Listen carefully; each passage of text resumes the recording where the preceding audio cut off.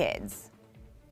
But we begin with the Biden administration's efforts to counter a growing Russian military presence on its shared border with Ukraine. Stephen Pfeiffer is with me now. He is the former U.S. ambassador to Ukraine. Ambassador, thank you so much for joining us today. So I want to start here in Washington because the German delegation, of course, was here today at the White House. And Germany has been criticized for not being as forceful as other NATO allies in confronting Russia, especially in recent weeks. Why do you think that is? And did German Chancellor Scholz tweak that message at all today as he stood right next to President Biden? Well, there has been concern in Berlin about the damage that the mixed signals coming out of Germany have done to Germany's reputation. And it seems to me that one of the primary goals of the Chancellor's visit to Washington was to put to rest that. And I think he gave a very strong signal, both of Germany standing united with other NATO allies in terms of the response to Russia in the current crisis, but also in terms of making very clear that if the Russian military launches a new invasion into Ukraine, Germany will join the rest of the rest in imposing very severe sanctions on Russia. Well, President Biden certainly expressed confidence in Germany today as he spoke, and he talked about the Nord Stream 2 pipeline during a press conference following his meeting with the German Chancellor. Let's take a quick listen. There is no doubt in America's mind that Germany is an incredibly reliable ally and one of the leading physical powers in NATO, number one. Number two, the notion that Nord Stream 2 would go forward with an invasion by the Russians is just not going to happen. Ambassador, right after this, of course, the German Chancellor reiterated that he was united with NATO allies, including the U.S., but it was pretty notable that he refrained from explicitly saying that the Nord Stream 2 pipeline would be off the table if Russia, in fact, invades Ukraine. What do you think is behind that decision not to say that? And how much does President Biden really have when it comes to determining the fate of that pipeline? You know, today he promised that it would not move forward if Russia invaded, but can he really do anything about it? Yeah, I'd make 2 points. First of all, you've seen since early December when he took office, Chancellor Scholz's view on Nord Stream 2 has gradually shifted. And second, for President Biden to go out and say with that absolute certainty that if the Russian military now goes into Ukraine, Nord Stream 2 is a dead issue, that suggests to me either there's a private assurance that President Biden has from the German Chancellor that he's confident that Berlin will kill it, or failing that the United States has the sanctions and can use sanctions to kill it. Is there a reason that even if there might be a private assurance, that Chancellor Scholz might not want to express that in public? Yeah, this is a controversial issue in Germany where there is, particularly in the German business community, a certain desire to see the pipeline go forward.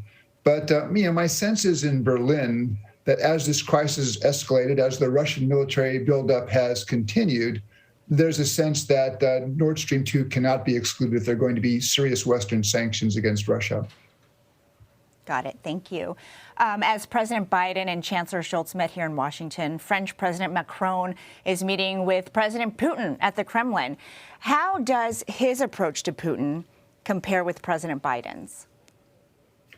Well, I think it's useful to note that twice in the last 5 days, including yesterday, there were phone conversations between Presidents Biden and Macron. So that suggests to me that there has been a certain coordination on the line. And certainly, it's very much in the interest of NATO members that Mr. Putin hears the same message from everyone.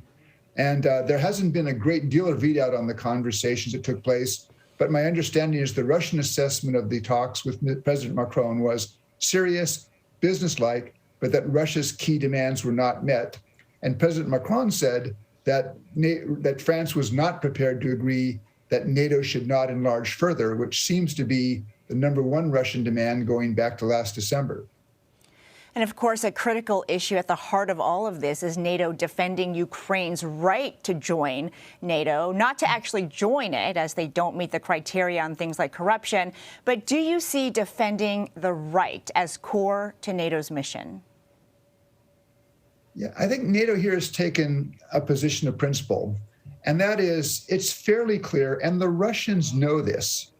There is no enthusiasm right now within NATO for putting Ukraine on a membership track. That's simply a statement of fact. Ukraine has much more to do first. But NATO is also not going to let Russia dictate a major change in NATO policy that goes back decades. NATO's had the open door, and certainly not under this threat of military force that Russia has against Ukraine. NATO's not prepared to make that change. And the thing is, the Russians have known this for some time. Well, Russia is not alone in wanting to halt NATO's expansion. President Putin was recently joined by Chinese President Xi Jinping, who is also calling for a redistribution of power in the world. How significant is that alliance of China and Russia on this issue? Of course, we all saw that side-by-side image of them recently. Yeah. Well, when Russia and China were negotiating this very lengthy joint statement, it was probably quite easy for the Chinese negotiators to say, sure, we will sign up with you and say NATO should not enlarge, because it really has no impact on China's situation. And so while they've seen a closeness between Russia and China, I think that there are some significant limits. For example, it's noticeable that the Chinese have not endorsed, either Ukraine's illegal annexation of Crimea, and they have not endorsed or spoken in any way favorably about this military force or the possibility that Russia might use military force against Ukraine. So there are some pretty clear limits in what the Chinese did not say in that joint statement. So how much did that posturing, that joint statement say about these two countries and their stance against the U.S.? Did it say as much, if not more, about that than what they were signaling when it comes to NATO? Yeah, you've seen a certain tactical alignment between Russia and China over the last 20, 25 years. But having said that, I think that there still are some very real differences. First of all, I don't see a strategic alliance developing because Russia would be the junior partner. That doesn't fit in with Moscow's self-image. And second, although China does see a reason for aligning with Russia on certain questions, remember that China has very real economic interests with the United States, with the European Union. So the Chinese, I think, are following a fairly careful course here, which, while being supportive on some questions of the Russian side, China also is not going to be sacrificing some of its core interests. I want to end on where we started with that aggression on the border of Ukraine, because nearly a month ago I was reading that you said you had little hope for a diplomatic breakthrough with Russia. That's something that you said even before what we recently saw with the escalating tension. So, do you still hold that view? Do you see any signs of diplomacy or the other path forward? Yeah. Well, for the past 3.5 weeks now, what the Russians have heard from both American and NATO officials is that the West is prepared to discuss and even negotiate on issues such as arms control, risk reduction measures, transparency measures regarding military activities. That could all be open for discussion on a reciprocal basis. But what NATO has said it's not prepared to do, it's not prepared to shut its open door to membership. And it's not prepared to withdraw military forces from those allies that joined the alliance after 1997. And those seem to be the two key Russian demands. So the big question here is, will the Kremlin take that yes and get into a conversation and even a negotiation, which could lead to some very real practical steps that would enhance European security? But if they insist on these other demands, then my concern is that the Russians put forward those demands not as a real opening for negotiation, but simply to get and elicit from the West a rejection that would then come as, or would then be listed as another pretext for Russian military action against Ukraine. And unfortunately, what we continue to see even today is the Russian military is continuing its buildup of forces around Ukraine. And that will give the Kremlin options for major military operations against Ukraine, should the Kremlin so decide. I don't think the Kremlin's yet made that decision, and therefore meetings like today with Scholz and Biden were useful in sending a message that if the Russians do launch an attack, there will be very, very severe consequences for Kremlin. The West is trying to deter the Kremlin from making a decision that would be a catastrophe for Ukraine, but I think would also be a tragedy for Russia.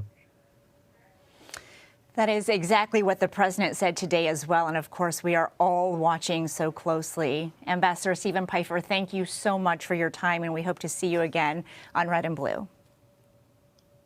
Thanks for having me.